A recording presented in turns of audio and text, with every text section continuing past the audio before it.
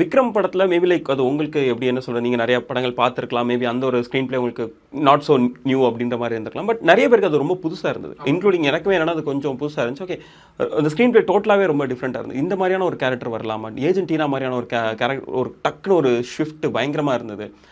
Rolex மாதிரியான ஒரு powerful ஒரு ஆக்டர் வந்து இது பண்ணுறதா இருக்கட்டும், அதே ஃபார்மேட்டுக்குள்ள இப்போ மறுபடியும் மாட்டிக்கிட்டார் அப்படின்ற மாதிரி தோணுதா? இப்போ அதே ஏஜென்டினா மாதிரியான ஒரு கேரக்டர் வருது, அதே மாதிரி ரோலக்ஸ் மாதிரியான ஒரு இது, விக்ரம்ல எதெல்லாம் ஒரு எனக்கு அதை பார்க்கும்போது ஒருவேளை இது ரஜினி சைட்லேருந்து அந்த ப்ரெஷர் வந்திருக்குமோ அப்படிங்கிற மாதிரியும் தோணுச்சு. மேபி ஏன்னா இப்போ நீங்கள் இந்த படத்தில் வேட்டைன் நீங்கள் ஜெயிலர் கூட விட்டுடலாம், ஜெயிலரில் கூட அதை வச்சது சரி பெருசாக பூஸ்ட் பண்ணி ஒரு பேன் இந்தியா படமாக காட்டுறதுன்னு வச்சுக்கலாம். வேட்டைன்லாம் அது தேவையில்லாமல் ஒரு ராணா ரகுபதி, ஒரு சின்ன ரோலுக்கு ஒரு ஃபஹத் ஃபாசில், அது மாதிரி எல்லாரையும் எல்லா லாங்குவேஜிலும் தூக்கி போட்டிருப்பாங்க. ஸோ அது அமிதாப் பச்சனாக இருக்கட்டும், அந்த படத்துக்கு அமிதாப் பச்சன்லாம் தேவையில்லை இல்லையா? ஸோ அந்த மாதிரி எல்லா படமே இப்படி பண்ணணுங்கிறது ரஜினி சைட்லேருந்தோ இல்லை சன் பிக்சர் சைட்லேருந்தோ வந்த ரெக்வஸ்ட்டாக இருக்குமோ அப்படின்னு தோணுச்சு. ஆனால் நீங்கள் சொன்ன மாதிரி அவர் இந்த ஃபார்முலாவில் மாட்டிட்டு தான் இருக்காரு.